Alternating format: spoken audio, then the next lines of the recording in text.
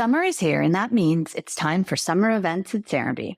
Throughout June and July, join us every weekend for live music Fridays on the farmhouse porch, the Saturday farmers market and farm tours, a bevy of weekend wine tastings, goat yoga, and you can tour our furnished model homes. We also have lots of special events, which include multiple film screenings hosted by the Art Farm, a floral arranging class at Sereenbe Farms, and of course, the annual Chat Hills 4th of July parade. Head to the events calendar in our show notes to learn more. We'd love to see you this summer in Sereenbe.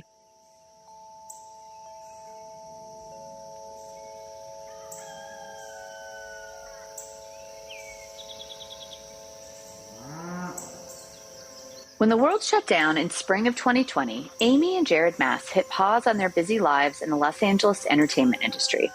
Later that year, they piled in an RV with a few friends and for what they imagined would be a relaxing fall break in Sereenbe. However, like so many before them, they ended up under contract for a house in the neighborhood. In the 2 years since, they've become integral members of the community, and it's hard to imagine Sereenbe without the hilarious and very festive Mass family. From Halloween decorations and hoedowns to flash mobs and farm parties, Amy Mass brings the fun wherever she goes. In this interview, Steve and I chat with Amy about how she's transitioned her career from TV comedy writer to rom-com novelist, the importance of slowing down in order to gain perspective, and raising a spunky, outdoorsy kid in Sereenbe. When we moved here and, the world was kind of on pause, it let us figure out what we really want to be doing. And I feel like for a long time, I was writing a lot of other people's stories and other people's shows. And so for the first time, I'm writing what I want to write and the stories I want to tell. So it's been such an amazing process and so fun. And I feel like the reason why I'm writing so fast is just because these are stories that are just wanting to come out and I'm excited to tell them. Amy, thank you for joining us on Sereenbe Stories. How are you this morning? Good. Thanks for having me. Hey there, Steve. Looking forward to the conversation. I know. So, Amy, I don't know if you've listened to any of our podcasts and know how this whole thing goes, but the first thing we always ask every resident is, what is your Sereenbe story? How did you end up in our little town of Sereenbe? Well, I think like a lot of people, it was a byproduct of the pandemic. And obviously, it was such a hard time for so many people. But for us, this was really a silver lining in that it allowed us to kind of hit pause on our lives and put things into perspective. We were living in LA. Jared and I had lived in LA Jared had been there for over 23 years, I think. And for the past 10 years, we had talked about leaving LA, but I don't think we had the courage to quit our jobs and do it. So I think when everything was on hold and new opportunities opened up, being able to work virtually and so many more things on Zoom, we just took the opportunity. And did you guys read about it, hear about it? Like, what is like a friend of a friend? It's sort of an interesting way how people kind of weave their ways in. We actually had a few friends from LA that had houses here and had spent time here. And they would always talk about Sereenbe. And for us, being in the Hollywood bubble, hearing about this idyllic place in the woods in rural Georgia, we would always tease them and say, "Oh, how's your hippie commune doing?" And they would say, just wait, you'll see. And so when everything was on lockdown in LA, they were coming back out here in October of 2020. And they said, "Do you want to come?" And we said, "Sure, let's go for a month." So we took an epic road trip. We rented an RV. We had one RV and one SUV. Nice. We had 3 families. We had 3 toddlers, 3 dogs, 2 pregnant ladies. And we drove cross country, and it was even just the journey here was fun. We stopped at the Grand Canyon. We went to the Mississippi River. We made it an adventure in itself. So then we got here, we rented for the month of October. And I think like a lot of people in Sereenbe, we bought a house while we were here. We were just like, yeah, okay, we get it now. We take back all the teasing. Well, what I always think about, and you're all too young, but I get people that are older, and I simply ask them, well, what's different about Sereenbe than how we had community 60, 70 years ago? And it's exactly the same, but we have stepped so away from some of these community, common sense, connecting with each other. that now this seems like this unusual utopia that must not be real. Totally. And that's, I think, the joke of it being, oh, we know all of our neighbors and we're always hanging out. So that's why we would joke about it being a commune. And then you get here and you're like, oh, no, this is what a community is supposed to feel like. Because in LA, we had friends, but we didn't really know our neighbors that well. We would only meet people if we were out walking the dog, or we didn't have potlucks and we didn't get together as a community. So it was really unusual and something that I think is one of the main reasons why I wanted to live here. What part of LA were you guys in? Because I know you had some epic Halloween decorations, and you still do here at Sereenbe. But tell us a little bit, because it does sound like that neighborhood, there was some spirit there. Tell me a little bit about it.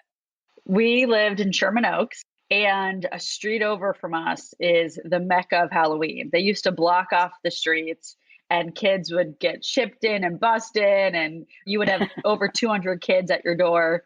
Jared and I were living there at the time and we didn't have kids yet. So we decided, let's just be those adults that go crazy and decorate our house. So we, little by little, every year started adding more and more decorations.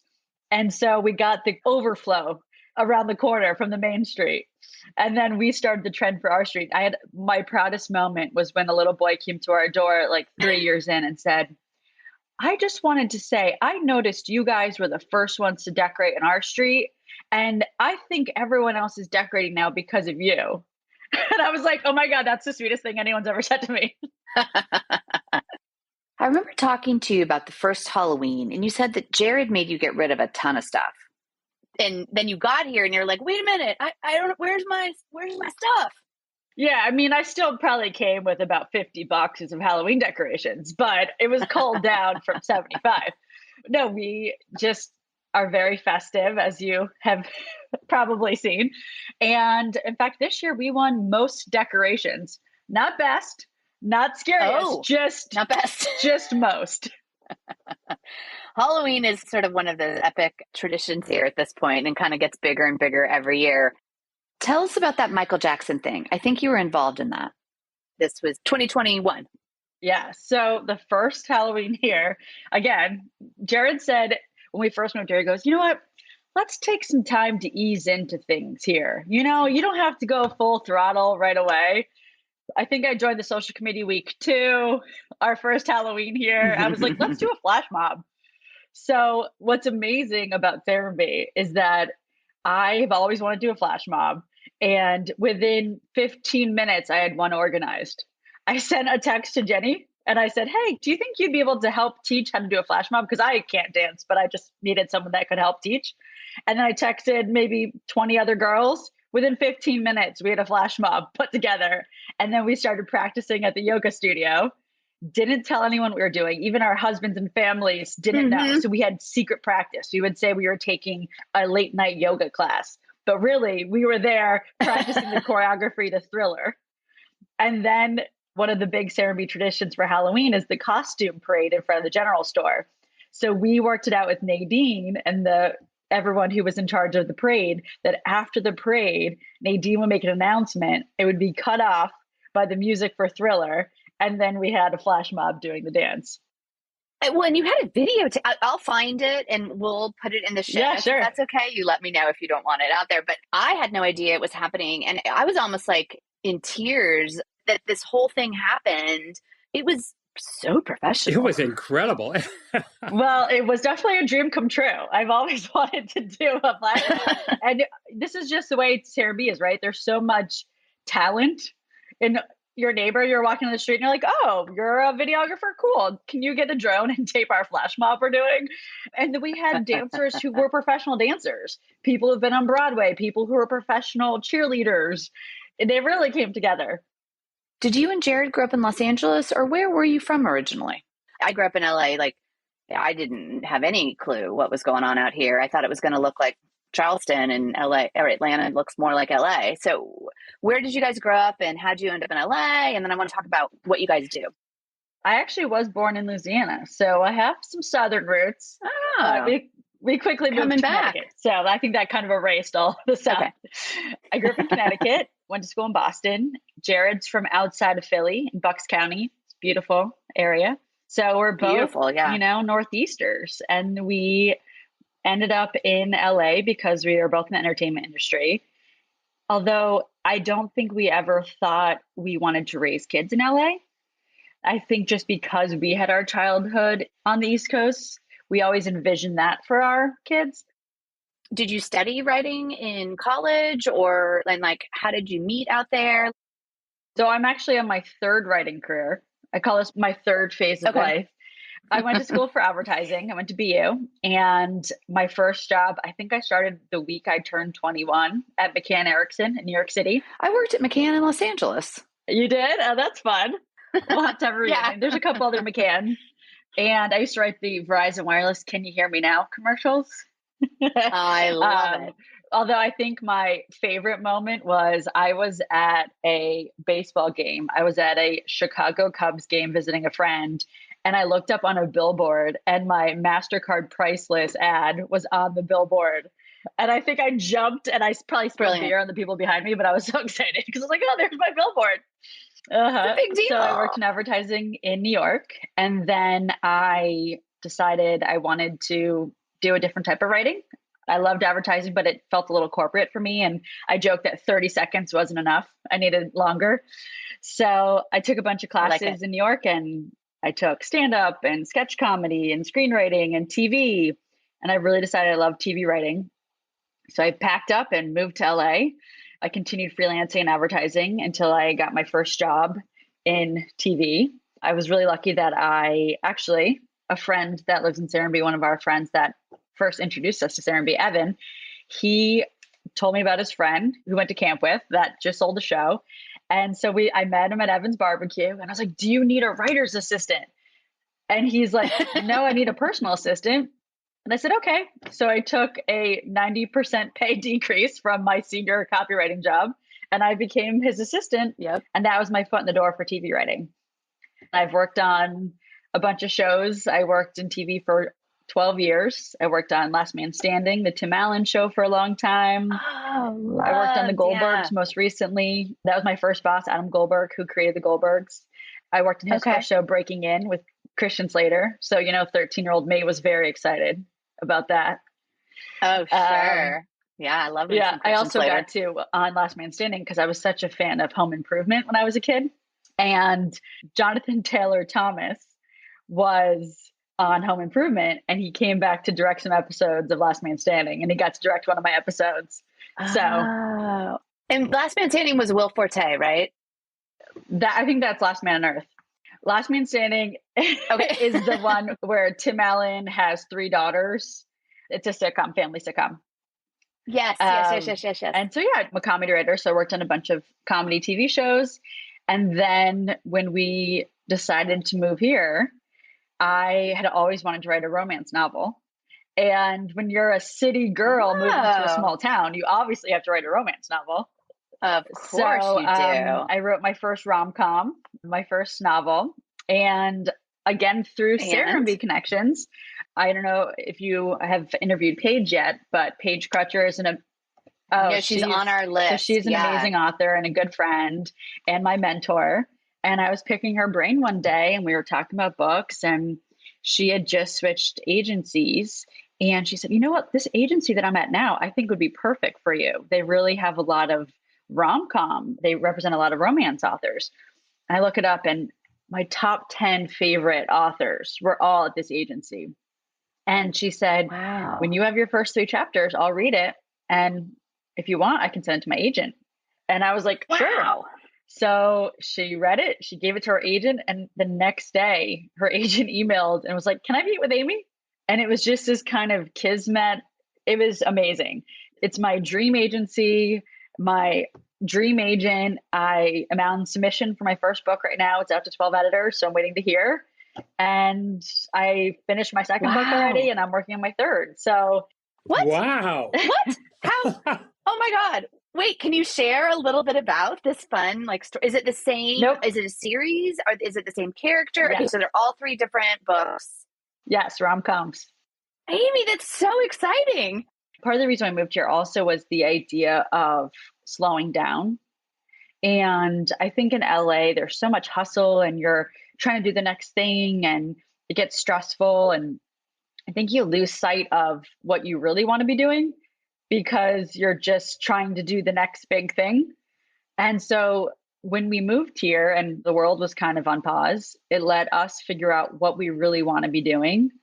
And I feel like for a long time, I was writing a lot of other people's stories and other people's shows. And so for the first time, I'm writing what I want to write and the stories I want to tell.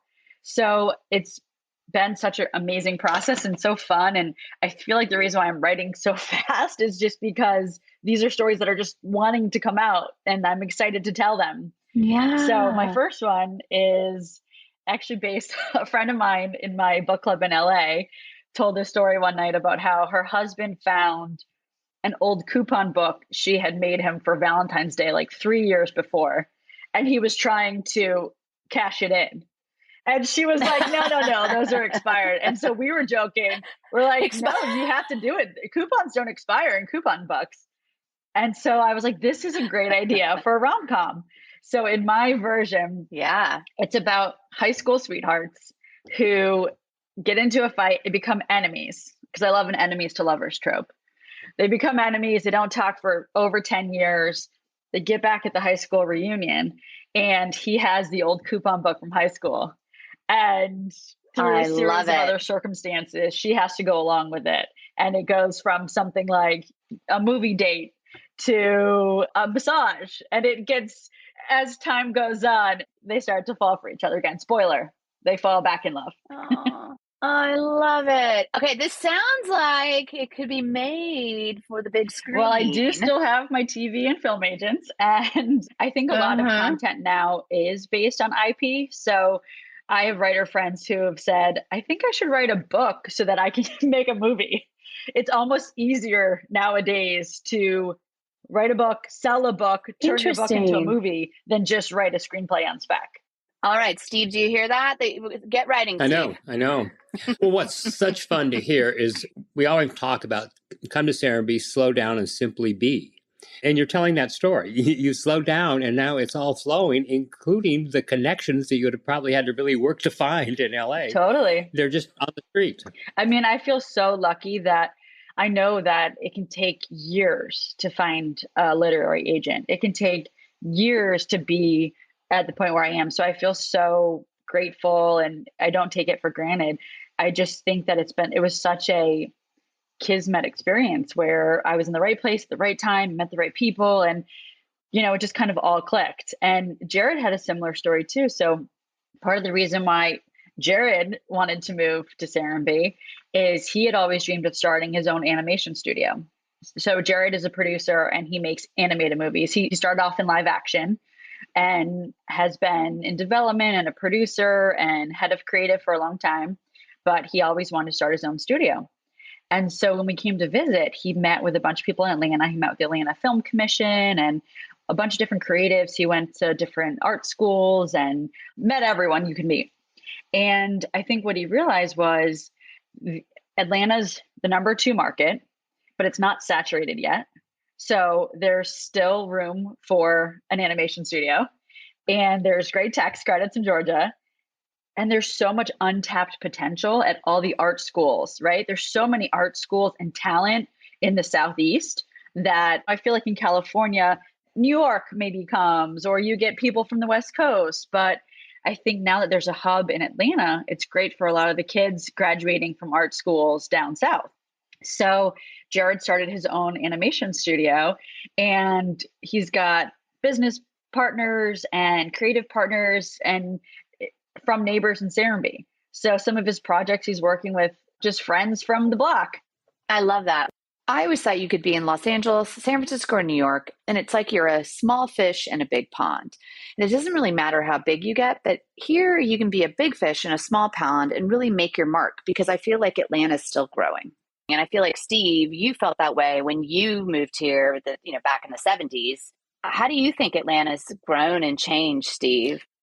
Atlanta, even though it has people coming from all over, still has that Southern vibe. And I think as it grows, it's certainly growing. I've seen it grow from 1 million to we're headed to 5-6 million.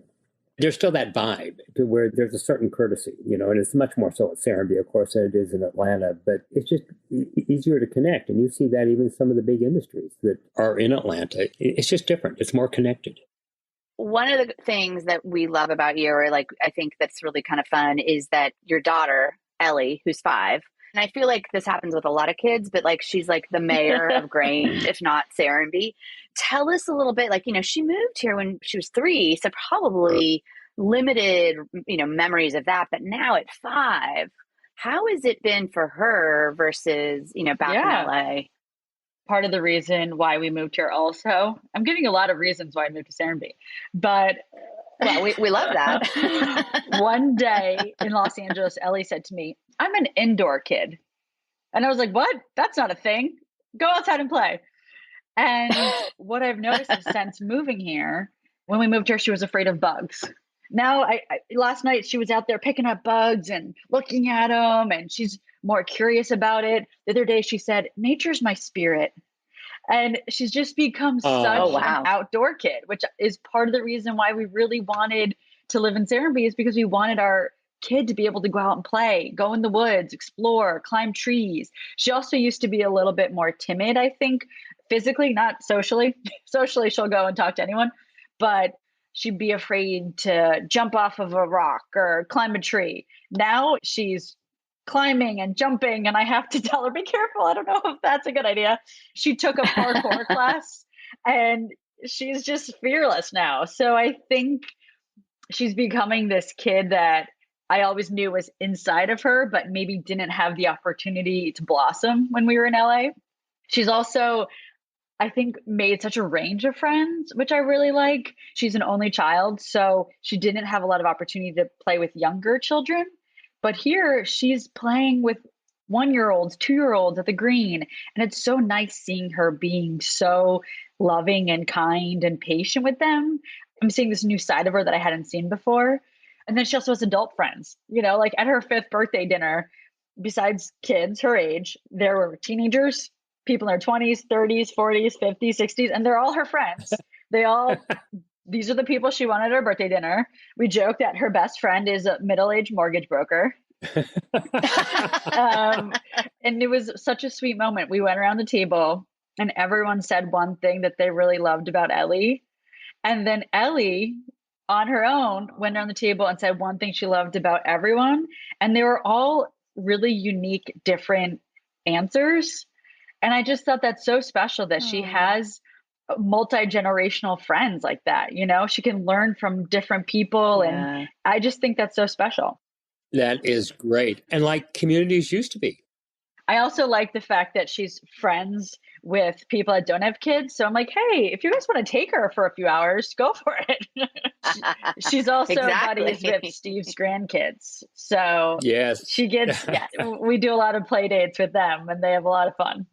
Well, and that's the kind of fun thing because you guys are in Grange. So you're right by the trampoline and a couple doors down from the Adlers. I mean, I had that growing up. The whole block was our playground and we ran around from house to house. The only rule was that we weren't supposed to leave the block. Right.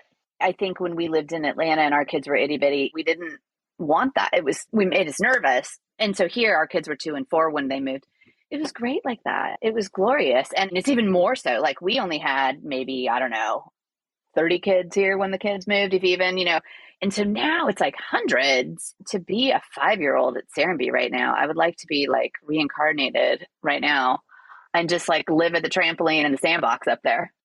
It's great. And all the kids play so well together. Ellie will go to the playground or go to the trampoline and there might be a new kid there or someone's grandkids who are visiting or someone who's out of town visiting. And they all just play together. It's so nice. They just pick up and start playing, and it's like they've been friends for a long time. One of the things I'm curious about, I know you mentioned early on the social committee. So are you still on it? What's up this year? What are you planning? I was a member my first year and Slavi did a great job running it. And then she got busy with work stuff. So I would say reluctantly took over. I was happy to do it, but it's a lot of work, but we've recruited some new members this year. Yeah. And if anyone listening wants to join, we're happy to have the help. What the social committee does is we plan Sereenbe events throughout the year. So we have some major events that we always plan. We always do an Easter egg hunt for the kids. This year there was an Easter bunny dressed up. I won't tell you who was in the costume, but and someone close to you. And then we do a 4th of July potluck, and there's the parade, and we did a cornhole tournament last year. And then we do Halloween. This year, we've been helping with the Halloween parade. And we also started last year doing a decorations contest where the kids go around and vote on different categories for decorations. So the kids pick the categories. I think last year we had coolest, weirdest, scariest, best, and most. And the kids go around and they vote, and then we give out awards for decorations. I love we also that. have the costume contest, and then we are also doing the new resident parties, which I think is a great opportunity for new residents to meet current residents, and also for current residents to meet people you haven't met yet. I think Serenbe's been growing so quickly lately and a lot of people moved during the pandemic. So you might not have met some people. We just found that's a great opportunity to go and get to know people and mingle. And this year we started also putting up information about what there is to do in Sereenbe. So if you want to do Spanish lessons or piano lessons or join the sports leagues, we had information on all that. And we also started doing name tags that say, "Ask me about." I love that. That was so good. It was the most organized, fun. Yeah, it was dynamite. And you could tell. Well done. You guys are never going to get rid of it. It's now yours. And then, throughout the year when we have time in between the structured events, because, there's so much going on in Serenbe between art farm and just visiting chef dinners. There's so many fun things to do. We try to slot in activities when there might be a lull. So one year, the first event I did as I was like the lead of it was the hoedown at the farm. And that was a fun one. I've always wanted to try square dancing. So we had a square dance caller come and teach everyone how to square dance. We had a bluegrass band playing. We did hay rides and pony rides. We did a chili cook-off. It just was like such a fun fall event. And the farm's such a perfect location to have these. So and then we've got other fun stuff coming up. And then there's also events like Porch Fest, which isn't through the social committee, but Anne runs, and she does such a great job with it. She's asked me to help over the past couple of years. So is that coming back this year? Oh, yes. Okay. It's going to be a yearly thing. Great. I've been doing that. And, everyone in my... is that coming back this year? It's going to be a yearly thing. Okay.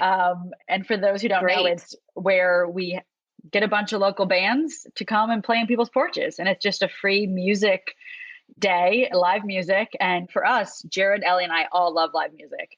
And so we host a band on our porch. Well, actually, last year, I think we hosted 3 bands.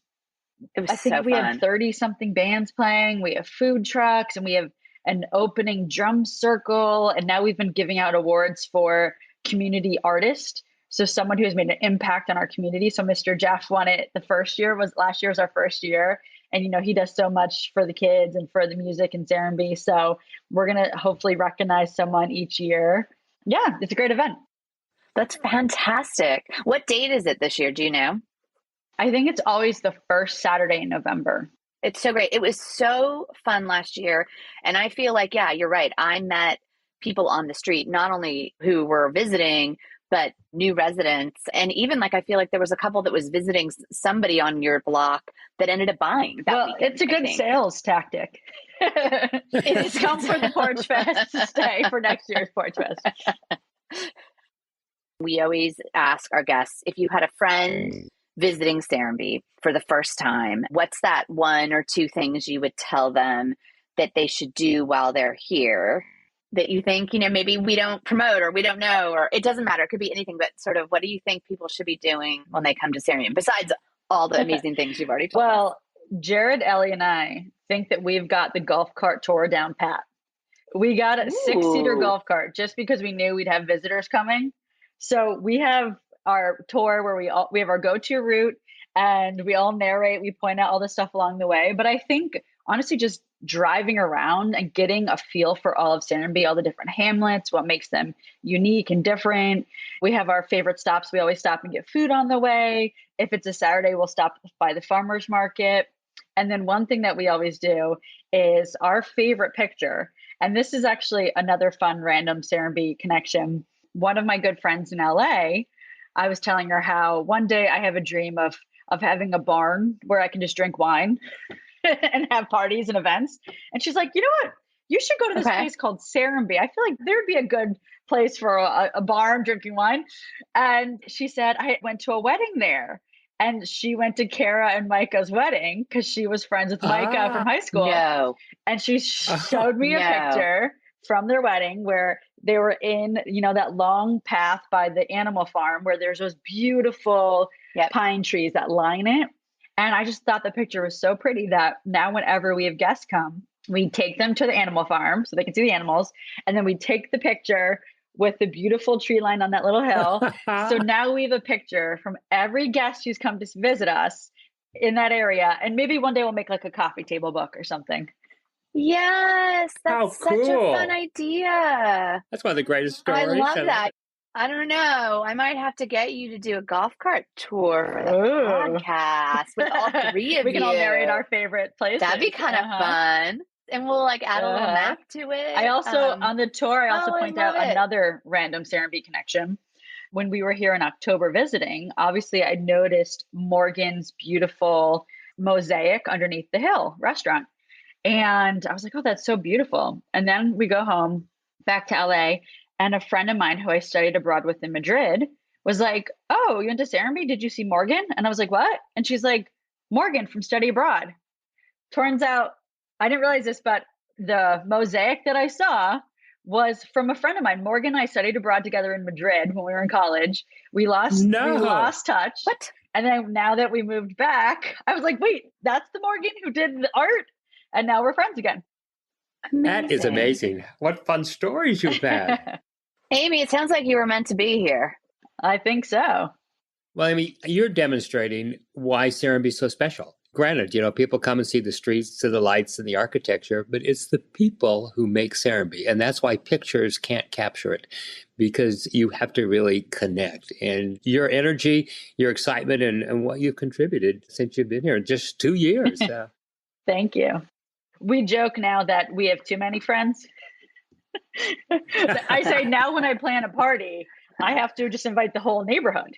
Kind of what happens. Exactly. That's why you're in charge of the new resident parties.